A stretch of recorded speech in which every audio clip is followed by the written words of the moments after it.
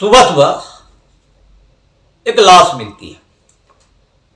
घंटे 2 घंटे बाद लाश की पहचान भी हो जाती है। लाश की पहचान के बाद जब तलाशी ली जाती है तो पता चलता है कि उसका मोबाइल गायब है। अब पुलिस इसकी जांच शुरू करती है, हत्या का मामला दर्ज करके। सारे एंगल खंगाले जाते हैं, सारे बिंदु खंगाले जाते हैं, लेकिन कुछ ऐसा हाथ लगता नहीं और पूरे 1 साल तक मामला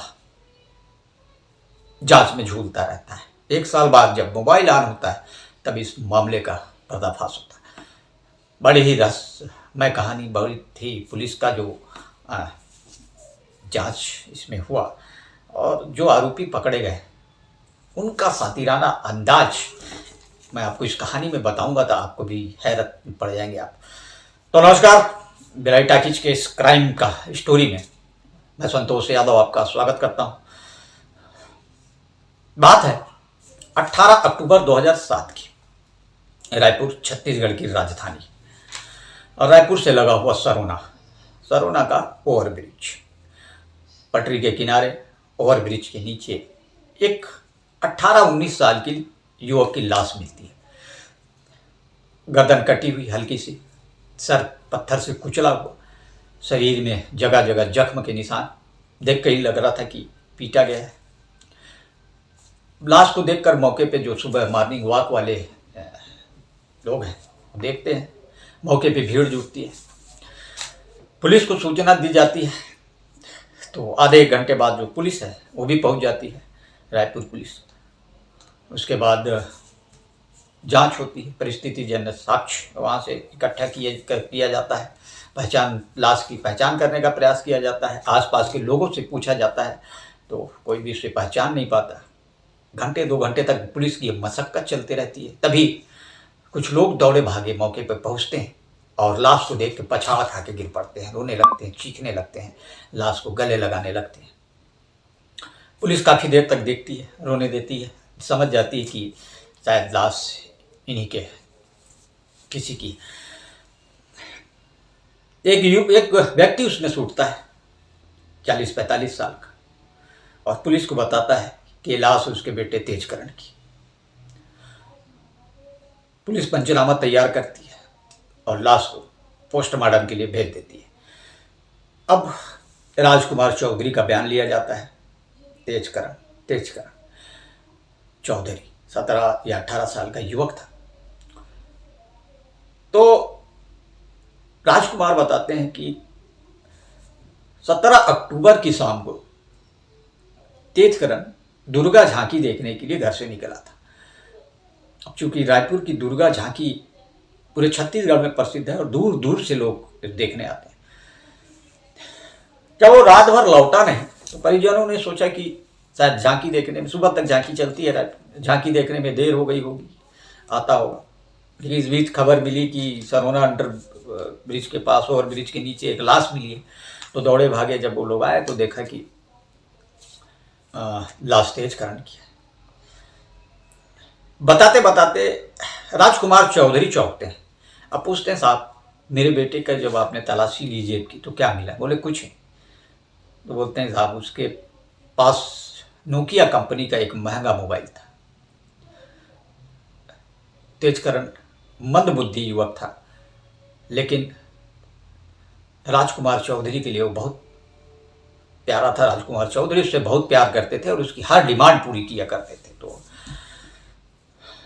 तेजकरण ने नोकिया के महंगे सेट की डिमांड की थी और राजकुमार ने उसे पूरा किया था।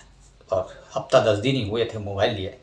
तो चौंकते हैं, पुलिस वाले भी चौंकते हैं और इस बात को नोट करते हैं कि कहीं मोबाइल के लिए तो तेजकरण की हत्या नहीं। अब मामले की जांच लोकल पुलिस शुरू करती है। तमाम तरह के एंगल खंगाले जाते हैं, लेकिन कुछ मिलता नहीं। रायपुर के जो तत्कालीन एसपी थे अमित कुमार, वो इस घटना की जांच का जिम्मा, जो एएसपी थे रायपुर के आजाद शत्रु बहादुर सिंह, छत्तीसगढ़ के बेहद चर्चित नामों में से एक है। आजाद शत्रु बहादुर सिंह एक ऐसे अधिकारी हैं कहते हैं कि ज़्यादातर मामले में पुलिस सुलझाने में बड़े बड़े अधिकारी उनका सहयोग लेते हैं, उनका जो सटीक जांच वो करते हैं, हर एंगल पे जो जांच करते हैं, उसके चलते कई बड़ी घटनाओं का अभी तक खुलासा हो चुका है। तो एसपी अमित कुमार को लगा कि ये मामला भी कुछ बड़ा हो सकता है, इसलिए उन्होंने एएसपी अजातशत्रु बहादुर सिंह को जांच का जिम्मा सौंप दिया। और अजातशत्रु बहादुर सिंह ने फिर एंगल खंगालना शुरू किया कि तेजकरण जो है दुर्गा झांकी देखने गया था तो सरोना के अंडरब्रिज में कैसे पहुंचा, तेजकरण से किसी की दुश्मनी तो नहीं थी, तेजकरण से किसी का विवाद तो नहीं हो गया था रात में। हाँ, इस तरह के तमाम एंगल खंगाले तो लगा कि एक मंदबुद्धि युवक की किसी से पुरानी रंजिश क्या हो सकती है। पुलिस का ठहराव ज़्यादातर इस पे था कि हो सकता है दुर्गा झांकी के दौरान उसके किसी बात पे किसी से विवाद हुआ और बदमाश युवकों ने यहाँ लाकर उसकी हत्या कर दी और मोबाइल लेकर चले गए। जैसे तमाम एंगल थे, इस सारे एंगलों को खंगालने के बाद भी पुलिस को कुछ मिला नहीं, तो पुलिस ने फिर दूसरा एंगल शुरू किया। राजकुमार चौधरी जो तेजकरण मृतक तेजकरण के पिता थे, वो लेबर सप्लायर थे, लेबर सप्लाई का काम करते थे और उनके पास बहुत लेबर थे। तो उन्होंने राजकुमार चौधरी का बैकग्राउंड खंगाला कि कहीं राजकुमार चौधरी की किसी से कोई दुश्मनी तो नहीं है, उस दुश्मनी के चक्कर में उसने उसके पुत्र को मौत के घाट उतार दिया हो, कोई पुरानी रंजिश, कोई पारिवारिक रंजिश, कोई संपत्ति विवाद, कोई लेन देन का विवाद, सारे एंगल खंगाले। किसी लेबर से कोई विवाद कि कभी किसी लेबर को कुछ कह दिया हो और उसने गुस्से में बदला लेने की नीयत से ये सब कांड कर दिया हो। जैसे तमाम एंगल को पुलिस ने खंगालना शुरू किया, लेकिन कोई भी एंगल काम नहीं किया। और जितने लेबरों को उन्होंने बयान लिया, उनके पास से भी कोई ऐसा कोई जानकारी पुलिस को मिली नहीं। पुलिस बड़ी हैरान हो गई कि ऐसा कौन सातिर हत्यारा हो सकता है जो इतनी सातिरा अंदाज में हत्या करके चला गया, कोई किसी तरह का क्लू नहीं छोड़ा। जबकि पुलिस का एक कहावत है कि कातिल जब घटना स्थल पर आता है तो कोई ना कोई सबूत छोड़ के जाता है। यहाँ तो पुलिस के हाथ खाली थे। अब पुलिस ने मामला धीरे धीरे ठंडा होता चला गया, लेकिन पिता का तो अपने बेटे की हत्या का उनको जानना था कि आखिर किसने मारा, क्यों मारा। तो रोज बेचारे थाने जाते, पुलिस से गुहार लगाते कि साहब कुछ बताइए, कुछ मेरे बेटे की हत्या किसने की। यहाँ तक कि राजकुमार चौधरी ने 1 लाख रुपये का अपने तरफ से इनाम भी घोषित कर दिया। लेकिन पुलिस के हाथ खाली थे, पुलिस के हाथ कुछ लग नहीं रहा था, कोई क्लू नहीं मिल रहा था, कोई सबूत नहीं मिल रहा था। अब वो स्थिति ये आ गई कि बड़ी बैठकें होती थी, मीडिया में खबर छपती थी या अधिकारियों की बड़ी बैठकें होती थी। जब इसके बारे में पूछा जाता था तो कोई कुछ जवाब देने की स्थिति में नहीं रहता था। इतना शून्य और सन्नाटे वाली स्थिति थी। तो अजातशत्रु बहादुर भी इसमें फैले होते नजर आए। उनको लगा कि शायद पहला ऐसा केस होगा जिसको सॉल्व नहीं कर पा रहे हैं, जिसको सुलझा नहीं पा रहे हैं, कातिलों तक पहुंच नहीं पा रहे हैं। तो उनके मन में भी कुछ न कुछ एक ठीस थी, बस तो वो भी हो चुके थे। लेकिन उनको क्यों जाने लगता था कि जो तेजकरण का मोबाइल था, उन्होंने इसको ट्रैकिंग पे डलवा रखा था। जिस दिन ऑन हुआ उस दिन कातिलों का पता चल जाएगा, ये वो पूरे कॉन्फिडेंस के साथ कहते थे। उनका कहना था कि पूरा खेल मोबाइल पे है, जिस दिन मोबाइल ऑन हुआ मामले का खुलासा हो जाएगा। तो इंतजार करते करते साल बीत गया और 1 साल बाद, ठीक 1 साल बाद, घटना के 1 साल बाद मोबाइल ऑन हुआ। मोबाइल का लोकेशन मिला बिहार। तो पुलिस को लगा कि कहीं कोई व्यक्ति बिहार से आके एक मंदबुद्धि युवक की हत्या क्यों करेगा। तो तमाम तरह के सवाल फिर सामने आने लग गए। इसी सवालों के जवाब को तलाशने के लिए पुलिस की एक टीम को बिहार भेजा गया और पुलिस ने उस युवक को धर दबोचा। पुलिस उस युवक को से पूछताछ की तो उस युवक ने बताया कि मैंने तो इस मोबाइल को रायपुर का जो टाटीबंद चौक है, वहाँ एक मोबाइल शॉप था, वहाँ से खरीदा था। पुलिस की बाछें खिल गई, पुलिस के चेहरे पे मुस्कान आ गई, आंखें चौड़ी हो गई कि बस अब हो गया, मामला खुल गया। पुलिस उस युवक को लेकर, बिहार के युवक को लेकर रायपुर पहुंची टाटीबंद और उस दुकान के बारे में पूछा तो उस युवक ने लोकेशन में ले जाके दुकान के सामने खड़ा कर दिया। बोला साहब मैंने इसी दुकान से मोबाइल लिया था। अब पुलिस ने उससे पूछा कि भाई तुमने मोबाइल तुम्हारे पास कैसे आया?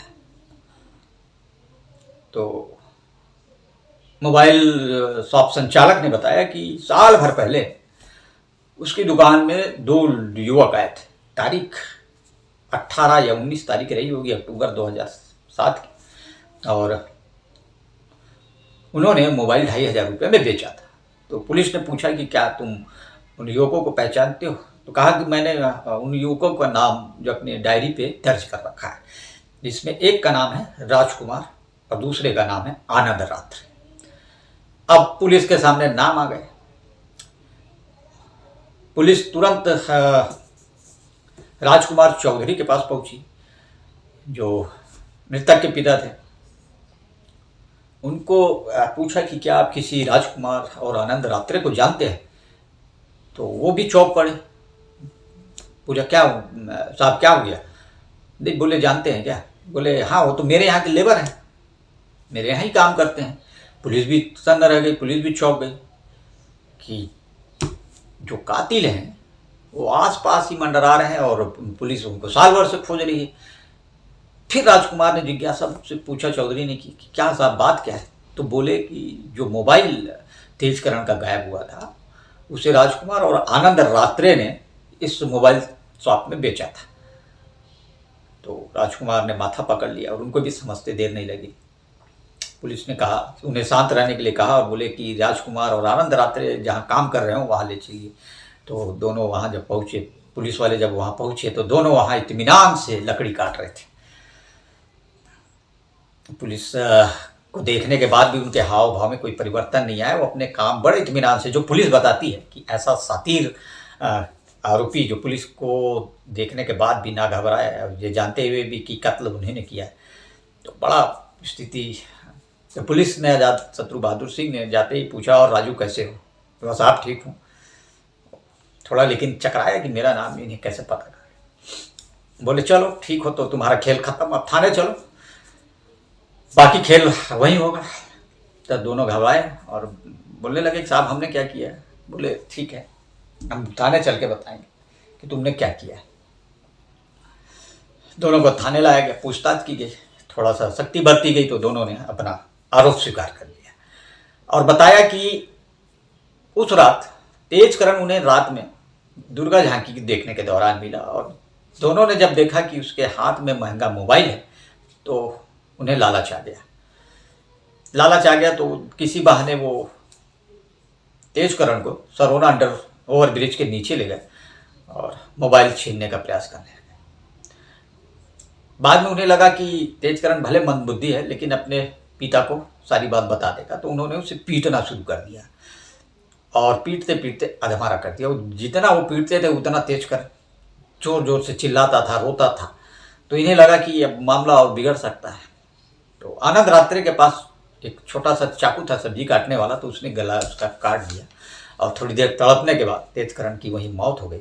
बाद में उन्होंने पहचान ना आए चेहरा, इसलिए पत्थर से चेहरे को कुचलने का प्रयास किया और बाद में दूसरे दिन मोबाइल शॉप में जाकर मोबाइल को बेच दिया। और इस पूरे दौरान तेजकरण की लाश मिलने से लेके उसके अंतिम संस्कार, उसकी 13वीं और उसके जांच में, ये दोनों जो है, जब पुलिस जांच कर रही थी लाश मिलने के दौरान तो भी ये राजकुमार चौधरी के साथ मौके पे पहुंचे थे।